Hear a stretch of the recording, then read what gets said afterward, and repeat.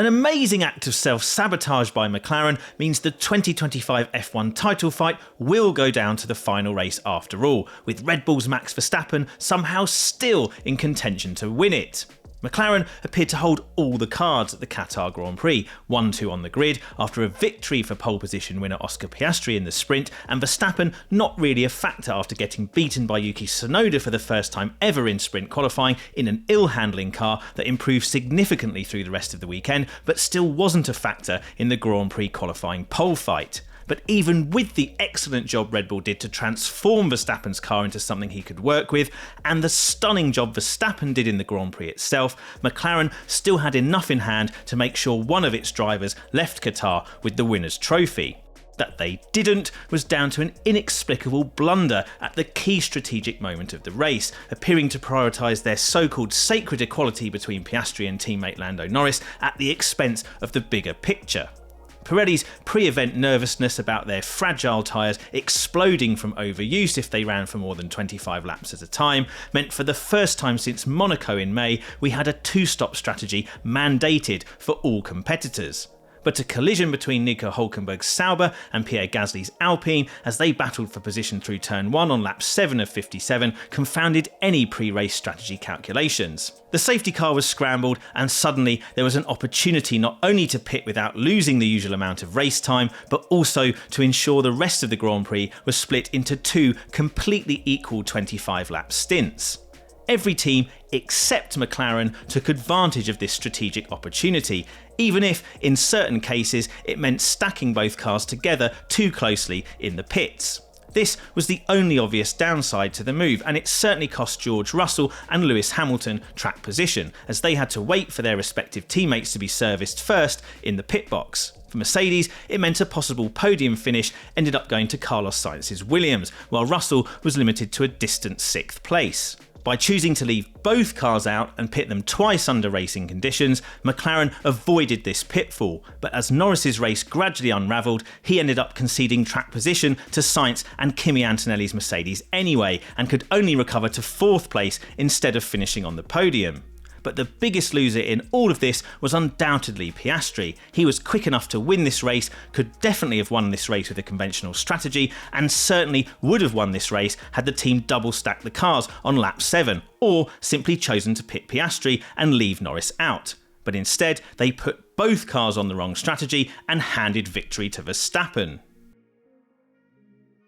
Piastri was audibly and visibly shell-shocked after this race. After the finish, he told McLaren over team radio that he was speechless and that "I don't have any words" for what happened.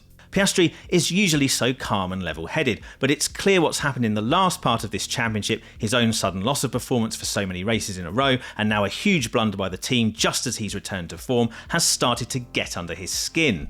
He banged the steering wheel repeatedly in frustration, and even once out of the car, he struggled to compose himself and process what just happened. He drove, in his own words, the best race I could, and yet somehow ended up second best.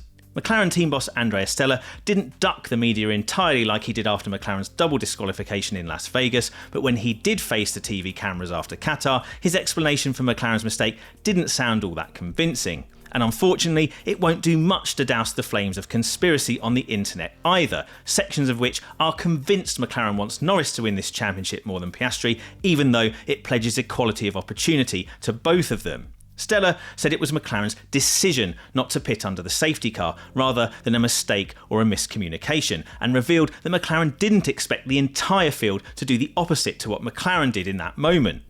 Stella also explicitly mentioned the potential loss for Norris had McLaren done what everyone else did and double stacked.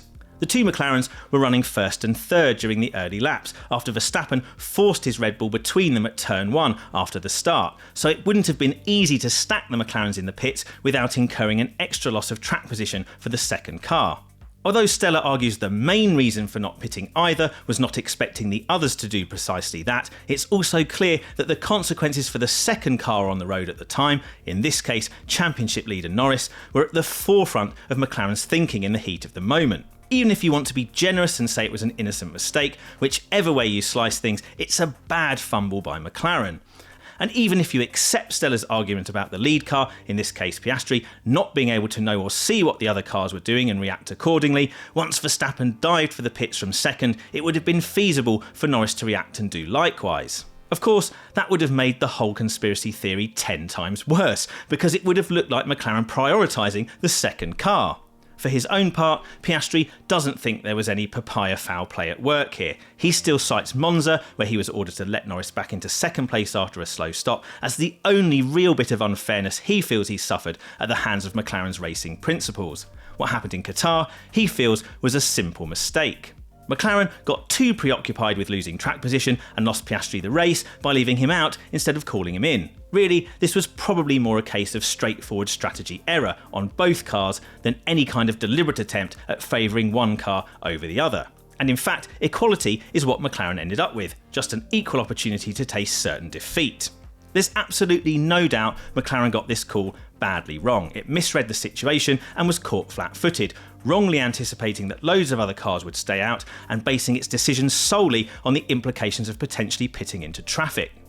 Obviously, mistakes can happen, and frequently do in Formula 1 when the business end of the season arrives. There's still all to play for, and so tension ratchets up. Whatever McLaren's intentions in the moment, by leaving both cars out instead of pitting them, they ended up handing the race to their main external rival and banked a worse overall result for the team in the process. Imagine an environment free from complexity and barriers, where simplicity, security, agility and performance enable the potential of every enterprise. Qatar Networks converges networking and security into a single, global, cloud-native service with a world-leading single-vendor SASE platform built to secure every user, device, location and application. Using Qatar, businesses easily replace costly and rigid legacy infrastructure with an open and modular SASE architecture based on SD-WAN, a purpose-built global cloud network, and an embedded cloud-native security stack that's ready for whatever your business needs. No more patchwork solutions, legacy add-ons, or decades of IT complexity. Just scalable, agile, enterprise-grade networking and security for every business, everywhere. Qatar empowers you to move faster, grow stronger, and stay secure. It's peace of mind built into everything you do. Welcome to Qatopia, your vision for effortless IT realised. Learn more at qatarnetworks.com. McLaren CEO Zak Brown joked before this race that Verstappen is like something from a horror movie, an ever-looming, menacing presence that just will not lay down in this title fight. And thanks to McLaren's self-sabotage over the past two races, he heads to the season finale in Abu Dhabi ahead of Piastri in the standings and trailing Norris by just 12 points. That's the closest Verstappen has been to the lead of this Drivers' Championship since round 5 in Saudi Arabia.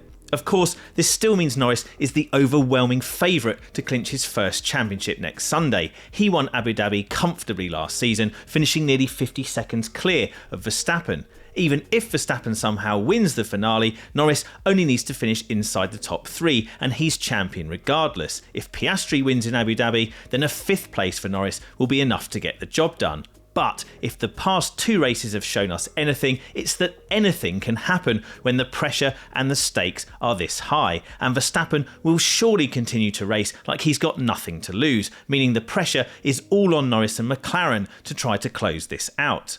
And Verstappen will no doubt be finding it amusing that McLaren has let him get this close, or even stay in range for so long.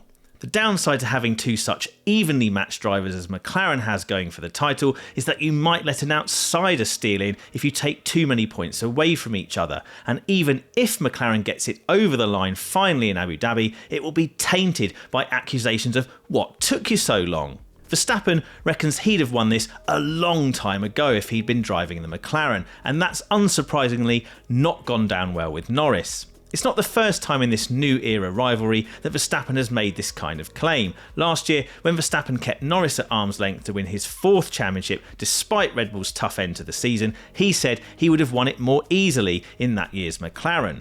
This time, Verstappen says he's only managed to stay in contention for so long because of the McLaren driver's failures, and that he'd have won the championship a long time ago if he'd had the car that won McLaren the Constructors' Championship in Singapore, 6 rounds before the end of the season. Norris snapped back by claiming Verstappen doesn't have a clue about such things, which is just the latest instalment of the relationship between the two becoming strained when it comes to their growing on-track rivalry. But Verstappen does have a point, especially in light of what happened in Qatar, where McLaren's latest act of well-intentioned, papaya-powered self-sabotage has kept Verstappen in contention for a championship he should have no business still being in contention for.